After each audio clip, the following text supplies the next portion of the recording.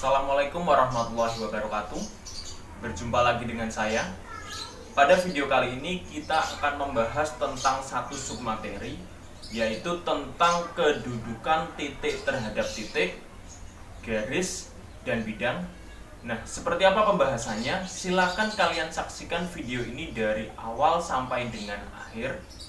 Oh iya, jangan lupa silakan kalian subscribe channel ini, like dan share video ini apabila kalian anggap video ini dapat bermanfaat untuk orang lain. Silakan disaksikan. Baik, seperti yang sudah saya sampaikan di awal, bahwa pada video kali ini kita akan membahas tentang satu submateri, yaitu tentang kedudukan titik terhadap titik, garis, dan bidang. Namun sebelum itu, ada satu hal yang ingin saya sampaikan kepada kalian. Jadi, untuk materi kedudukan titik terhadap titik, garis, dan bidang, dia sebenarnya merupakan submateri dari materi utama, yaitu tentang dimensi 3. Kita langsung masuk ke pembahasan yang pertama. Nah, seperti yang bisa kalian baca, untuk pembahasan pertama kita adalah tentang kedudukan titik terhadap titik. Nah, ketika kita berbicara tentang kedudukan titik terhadap titik, maka ada dua kemungkinan yang bisa terjadi. Kemungkinan yang pertama adalah titik pertama itu sama dengan titik yang kedua. Itu kemungkinan yang pertama. Sedangkan kemungkinan yang kedua adalah titik yang pertama itu tidak sama dengan titik yang kedua. Nah, kapan titik yang pertama itu sama dengan titik kedua, dan kapan kita mengatakan titik pertama itu tidak sama dengan titik yang kedua? Nah, untuk memahami hal tersebut, kita bisa melihatnya dari penjelasan berikut. Jadi begini, di sini kita misalkan kita punya titik A, titik B, dan juga titik C. Jadi di sini di awal kita misalkan kita punya 3 titik. Saya ulangi, di awal kita misalkan kita punya 3 buah titik. Titik A, titik B, dan titik C. Nah, untuk yang pertama kita misalkan titik A itu sama dengan titik B. Nah, titik A itu dikatakan sama dengan titik B kapan? Titik A dikatakan sama dengan titik B itu jika titik A itu berhimpitan dengan titik B. Saya tuliskan.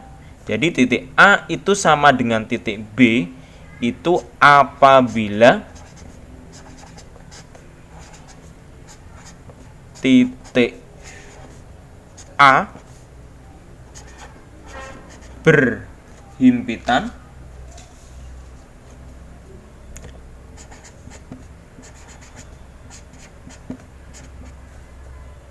dengan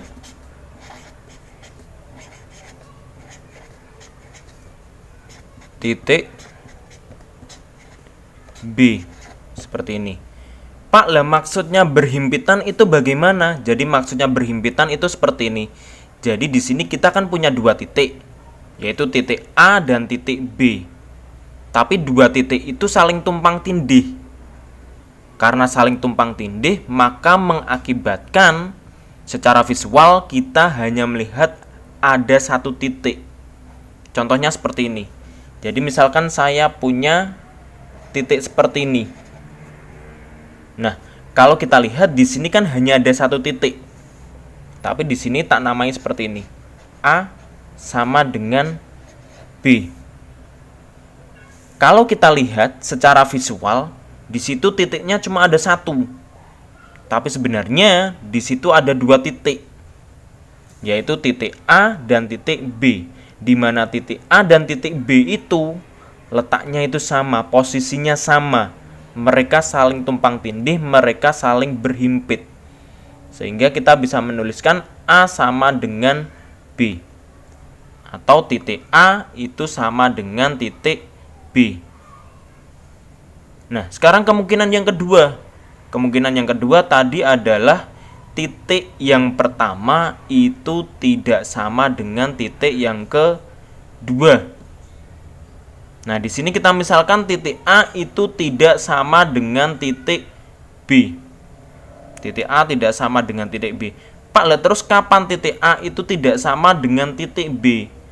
Titik A itu tidak sama dengan titik B itu apabila titik A otomatis kebalikannya ini. Otomatis titik A tidak berhimpit dengan titik B. Saya tuliskan apabila titik A tidak berhimpit dengan titik B. Nah, kalau kita ilustrasikan maka bentuknya seperti ini. Misalkan saya punya titik A di sini, ada titik lain yaitu titik B. Titik B itu letaknya di sini. Jelas titik A dan titik B mereka tidak saling berhimpit atau tidak saling tumpang tindih. Mereka mempunyai posisi atau letak yang tidak sama. Sehingga kita katakan titik A itu tidak sama dengan titik B. Misalkan kita punya lagi titik 1. Ada satu titik lagi yang lain, titik C. Jelas titik C itu tidak sama dengan titik B dan tidak sama dengan titik A. Karena apa? Karena posisinya atau dia tidak berhimpit dengan titik A dan juga titik B. Pak, kalau kita gambarkan di dalam dimensi 3 bagaimana? Nah, untuk contoh pada dimensi 3 bisa kita lihat pada lembar berikutnya. Nah, ini contohnya.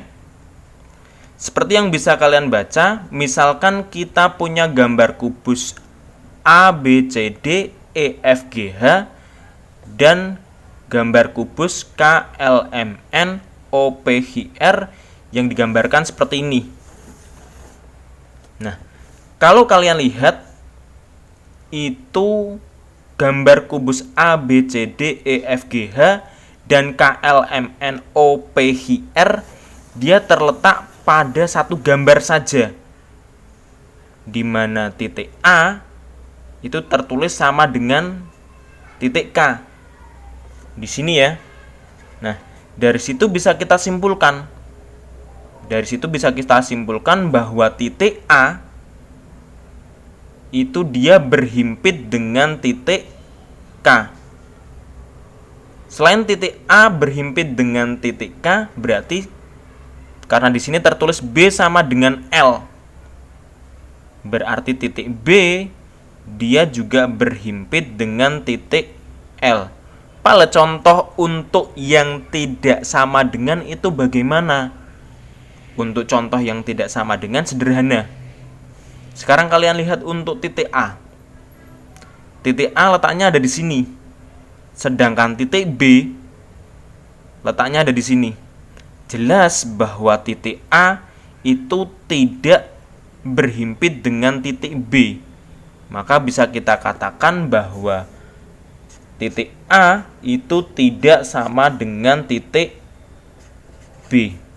Contoh lainnya misalkan titik E dia tidak seletak atau tidak berhimpit dengan titik C. Maka bisa kita katakan bahwa titik E dia tidak sama dengan titik B. Begitu seterusnya. Nah, untuk contoh-contoh yang lain terkait dengan kedudukan titik terhadap titik bisa kalian coba cari dari gambar ini. Silakan. Kemudian untuk penjelasan berikutnya terkait dengan kedudukan titik. Di sini kan kita sudah membahas tentang kedudukan titik terhadap titik. Nah, sekarang kita masuk ke penjelasan berikutnya. yaitu terkait dengan kedudukan titik terhadap garis. Nah, sebelum kita masuk ke penjelasan terkait dengan kedudukan titik terhadap garis, maka kita harus memahami terlebih dahulu maksud dari garis itu apa. Jadi gini, ketika kita berbicara tentang garis, garis itu merupakan kumpulan titik-titik. Berarti di dalam sebuah garis itu terdapat banyak titik. Itu yang pertama. Kemudian yang kedua, ketika kita berbicara tentang garis, maka yang dimaksud itu adalah garis lurus. Jadi kalau kita ngomong garis, berarti dia adalah garis lurus. Kemudian yang ketiga, kalau kita berbicara tentang garis, garis itu panjangnya itu tak terhingga. Berarti tidak cuma sebatas ini tok misalkan. Jadi ketika kita ngomong ini garis, maka dia panjangnya sampai tak terhingga, terus. Itu yang ketiga. Kemudian yang keempat terkait dengan penamaan garis. Jadi untuk menamai garis itu ada dua cara. Cara yang pertama adalah dengan menggunakan huruf kecil. Contoh misalkan saya punya sebuah garis, dia bisa tak namai garis K, K kecil. Jadi ini misalkan garis K. Selain dengan menggunakan huruf kecil, ada cara lain untuk menamai garis. Caranya adalah dengan menamai dengan dua titik yang terletak di dalam garis itu. Misalkan di sini ada titik A dan titik B. Maka kita bisa menamai garis ini dengan garis AB. Saya tuliskan seperti ini. Nah, pada bagian atasnya kita beri seperti ini. Ini berarti merujuk pada garis AB. Atau bisa kita tuliskan juga seperti ini. Ini juga mewakili garis AB. Baik, kita masuk ke penjelasan terkait dengan kedudukan titik terhadap garis. Nah, ketika kita berbicara tentang kedudukan titik terhadap garis, maka ada dua kemungkinan yang bisa terjadi juga. Kemungkinan yang pertama adalah titik itu terletak di garis, dan kemungkinan yang kedua adalah titik itu tidak terletak di garis. Untuk penjelasannya bisa kalian lihat di bagian bawah ini. Jadi gini, misalkan kita punya sebuah titik A, sebuah titik B, dan juga sebuah garis L. Jadi di sini kita punya dua buah titik. Titik yang pertama kita namai titik A, titik yang kedua kita namai titik B, sedangkan garisnya kita namai garis L. Nah, untuk kemungkinan yang pertama, tadi kemungkinan yang pertama adalah titik itu terletak pada garis. Kapan sebuah titik itu kita katakan terletak pada garis? Sebuah titik itu dikatakan terletak pada garis apabila titik itu berada di garisnya. Saya tuliskan, jadi titik itu kita katakan terletak pada garis apabila titik tersebut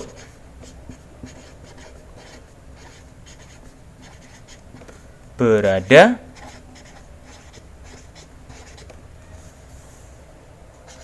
di garis yang diketahui.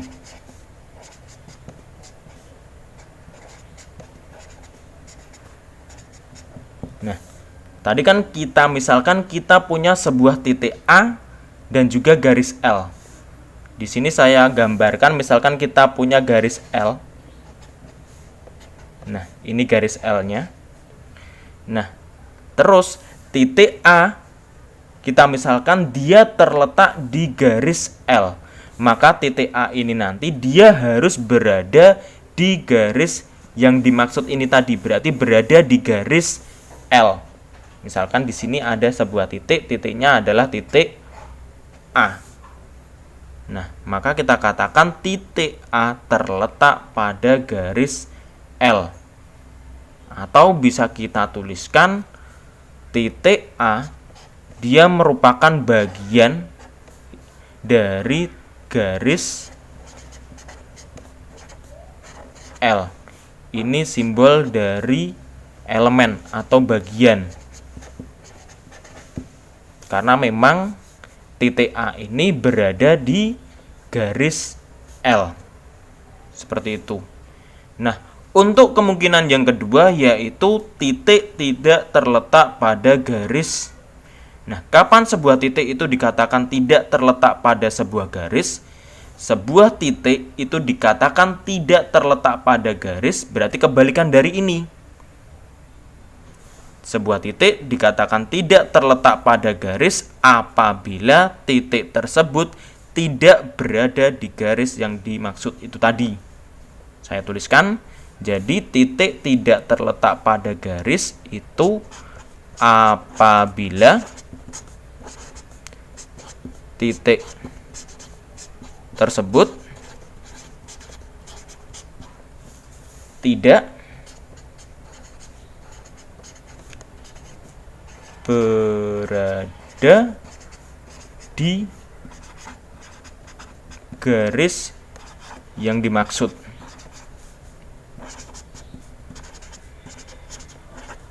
Nah, ilustrasinya adalah seperti ini. Tadi kan misalkan kita punya garis L. Saya buatkan di sini garis L. Nah, ini berarti tak namai garis L. Jadi misalkan kita punya garis L. Nah, titik B misalkan tidak terletak di garis L. Maka secara otomatis dia tidak terletak pada garis ini. Berarti ada di luarnya. Misalkan di sini. Nah, karena titik B itu tidak berada di garis L ini, maka titik B itu dikatakan tidak terletak di garis L. Atau bisa kita tuliskan titik B ini dia bukan merupakan anggota dari garis L. Seperti itu. Lalu terus contoh untuk dimensi 3-nya seperti apa? Nah, untuk contoh di dimensi 3-nya bisa kita lihat pada gambar berikut. Nah, di sini misalkan kita punya sebuah kubus A, B, C, D, E, F, G, H. Gambar kubusnya sudah saya buat. Ini gambar kubus A, B, C, D, E, F, G, H. Nah, dari gambar kubus ini kita akan mencoba untuk melihat kedudukan titik terhadap garis. Tadi untuk menamai garis itu kan ada dua cara. Cara yang pertama adalah pakai huruf kecil. Dan cara yang kedua adalah dengan menggunakan dua titik yang berada di garis itu. Misalkan saya punya sebuah garis. Kita ambil garis yang ini ya. Kita punya garis AB. Misalkan saya punya garis AB. Kalau kalian cermati dengan baik, garis AB, di dalam garis AB ini ada dua buah titik. Ada dua buah titik yang terletak di garis AB ini. Titik apa aja itu? Yaitu titik A dan titik B. Maka dari itu bisa kita katakan bahwa titik A dia terletak di garis AB, atau bisa kita tuliskan titik A itu adalah anggota dari garis AB. Seperti ini. Terus apakah titik B dia merupakan anggota dari garis AB? Jawabannya adalah iya. Kenapa? Karena titik B dia juga berada di garis AB. Tapi dia kan ada di pojok.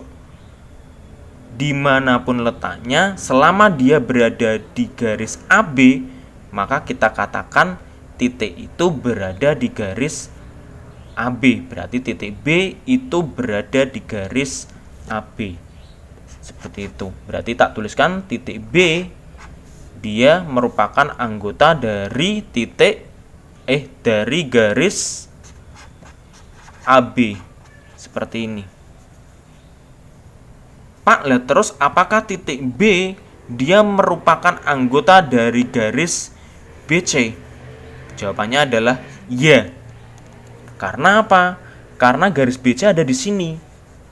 Sedangkan titik B dia berada di pojok dari garis BC ini.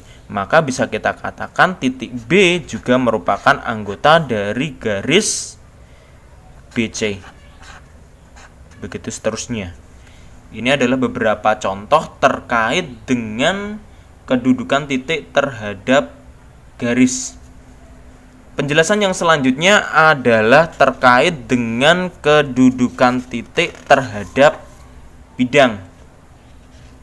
Nah, sebelum kita masuk ke pembahasan, sama seperti kedudukan titik terhadap garis tadi, berarti kita harus memahami terlebih dahulu terkait dengan bidang itu sebenarnya bentuknya seperti apa. Bidang sendiri, dia itu merupakan sebuah daerah yang dibatasi oleh rusuk-rusuk. Minimal dibatasi oleh 3 rusuk. Saya ulangi lagi, tak perjelas. Jadi ketika kita berbicara tentang bidang, yang pertama, bidang itu dibatasi oleh rusuk-rusuk. Atau bisa juga dikatakan bidang itu adalah daerah yang dibatasi oleh rusuk-rusuk atau garis-garis.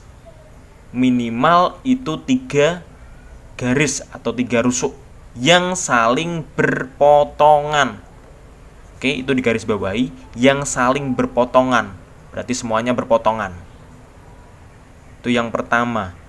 Yang kedua, ketika kita berbicara tentang bidang, bidang itu ukurannya atau daerahnya itu sangat luas. Jadi misalkan kita punya bidang seperti ini, dia masih punya jangkauan yang luas. Tidak sebatas ini saja. Ini hanya penggambaran kecilnya. Diperpanjang lagi boleh. Itu bidang. Nah, yang ketiga, untuk penamaannya. Terkait dengan penamaan bidang, ada 2 cara yang bisa kita lakukan. Cara yang pertama sama seperti ketika kita menamai garis, yaitu dengan menamai dengan menggunakan huruf kecil. Cara yang kedua adalah dengan menamai berdasarkan pada titik-titik pojok yang terletak pada bidang itu. Seperti itu. Contohnya misalkan saya punya bidang seperti ini, bagian pojoknya adalah titik A, B, C, D. Maka kita bisa menamai bidang ini adalah bidang A, B, C, D. Atau kita bisa menamainya berdasarkan huruf kecil tadi, misalkan di sini ada huruf V. Dia juga bisa dinamai bidang V. Baik, kita masuk ke pembahasan terkait dengan kedudukan titik terhadap bidang. Jadi, ketika kita berbicara tentang kedudukan titik terhadap bidang, sebenarnya hampir mirip seperti ketika kita membahas kedudukan titik terhadap garis. Jadi, ada 2 kemungkinan. Kemungkinan yang pertama adalah dia atau titik itu terletak pada bidang dan juga titik itu tidak terletak pada bidang. Nah, kapan sebuah titik itu kita katakan terletak pada bidang dan kapan sebuah titik itu dikatakan tidak terletak pada bidang, kita coba pahami bersama. Seperti yang bisa kalian baca, misalkan kita punya titik A, titik B, dan juga bidang V. Nah, sebuah titik itu dikatakan terletak pada bidang jika titik itu berada di bidang. Oke, saya ulangi lagi. Sebuah titik itu dikatakan terletak pada bidang jika titik itu berada di bidang. Atau dengan kata lain, titik itu dilalui oleh si bidang. Tak tuliskan terlebih dahulu. Titik terletak pada bidang apabila titik tersebut berada di bidang. Nah, contohnya seperti apa? Contohnya seperti ini. Misalkan saya punya sebuah bidang seperti ini. Bidang ini tak beri nama bidang V. Titik A tak katakan terletak pada bidang V. Maka titik A ini harus berada di dalam bidang V ini. Misalkan berada di sini. Ini titik A. Maka kita bisa mengatakan bahwa titik A dia terletak di bidang V. Pak, bagaimana seandainya jika titik itu berada di pojok-pojok ini, Pak? Apakah dia termasuk terletak? Jawabannya adalah iya. Selama berada di bidang itu, entah itu di tengah, di pinggir, di pojok, maka kita mengatakan bahwa titik itu terletak di bidang yang dimaksud. Nah, sekarang kemungkinan yang kedua. Sebuah titik itu dikatakan tidak terletak pada bidang apabila kebalikannya ini. Apabila titik tersebut tidak berada di bidang. Saya ulang kembali, sebuah titik itu dikatakan tidak terletak pada bidang jika titik tersebut tidak berada di bidang. Saya tuliskan dulu ya. Titik tidak terletak pada bidang apabila titik tersebut tidak berada di bidang. Nah, contohnya seperti ini. Misalkan saya punya sebuah bidang V lagi, misalkan. Nah, titik B misalkan tidak terletak di bidang V ini. Maka secara otomatis titik B ini harus berada di luar bidang. Misalkan di bagian bawah sini. Jelas bahwa titik B dia tidak terletak di bidang V. Karena apa? Dia tidak berada di dalam bidang V ini. Atau tidak berada di bidang V. Ibaratnya seperti ini. Ini adalah bidangnya, titiknya itu ada di bawahnya. Karena berada di bawah, jelas bahwa titik itu tidak terletak pada bidang yang dimaksud. Seperti itu.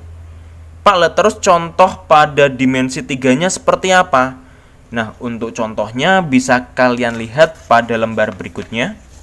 Saya tunjukkan.